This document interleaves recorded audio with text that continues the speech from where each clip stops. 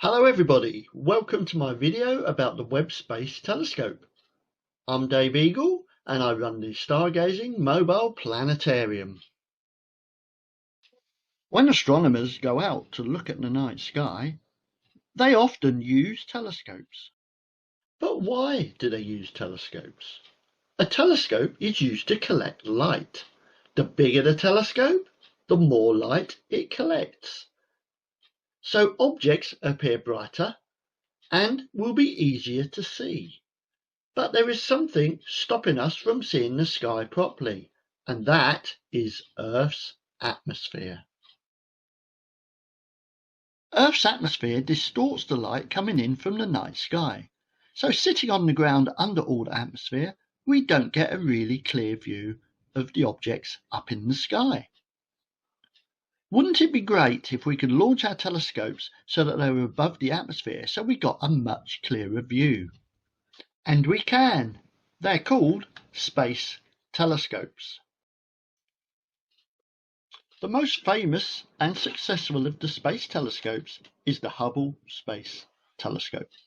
Hubble was launched in 1990 and has revealed many secrets and taken many wonderful images of our amazing universe. Here are just some of Hubble's many images. Mars, the red planet. Jupiter with its wonderful cloud belts and red spot storm. Saturn with its beautiful ring system. The Carina Mystic Mountain Nebula. And spiral galaxies like M81 and M51. And of course, the Pillars of Creation, the Eagle Nebula, where new stars are being formed. Hubble was launched in 1990. So it is over 30 years old, and it won't last forever. So it needs to be replaced. Hubble also cannot see inside these nebulae because the dust blocks visible light. Hubble's replacement is going to be the Webb Space Telescope. Webb will be bigger and better and be able to detect infrared light. So we could see warm objects like stars and planets forming deep within the nebulae. The Webb Space Telescope has a huge mirror.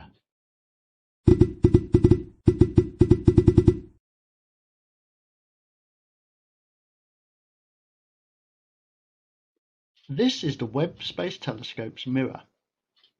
It's made from 18 individual panels, each of which is hexagonal shaped. Each hexagon is 1.3 meters across, and the total width when put together is 6.5 meters. They're coated in gold because that reflects infrared light really well.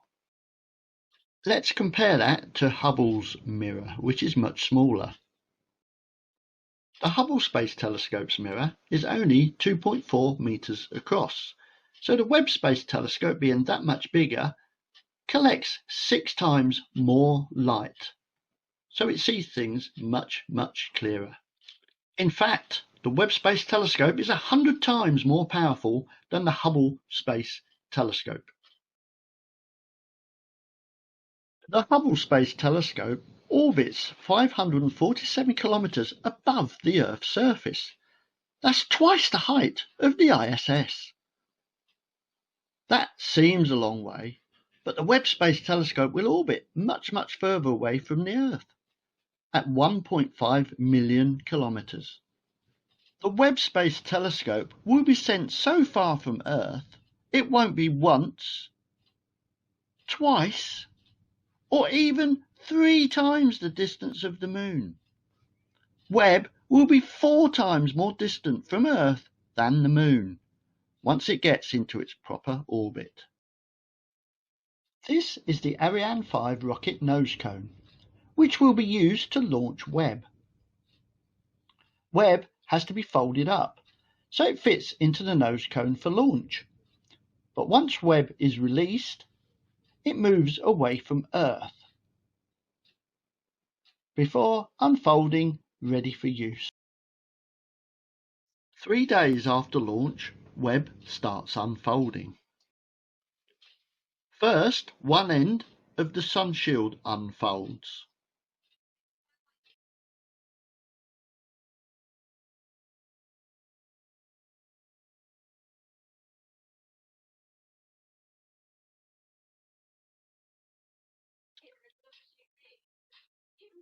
Then the other end folds out.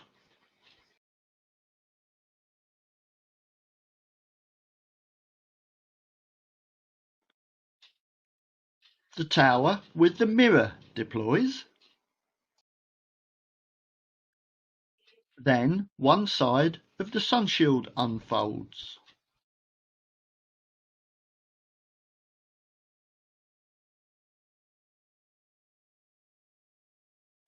This is followed by the other side.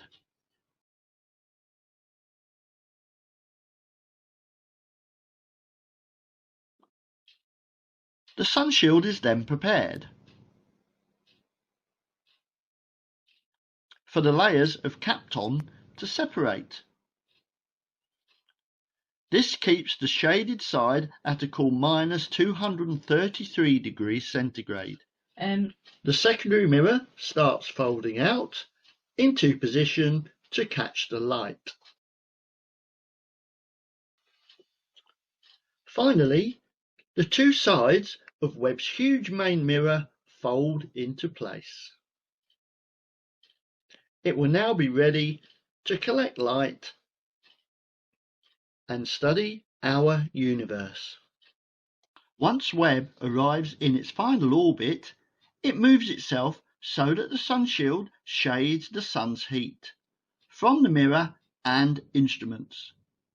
This makes sure that they stay extremely cold and allows them to detect infrared light. I hope you've enjoyed this video about the Webb Space Telescope. Check out my YouTube channel for more. I'm Dave Eagle and I run the Stargazing Mobile Planetarium.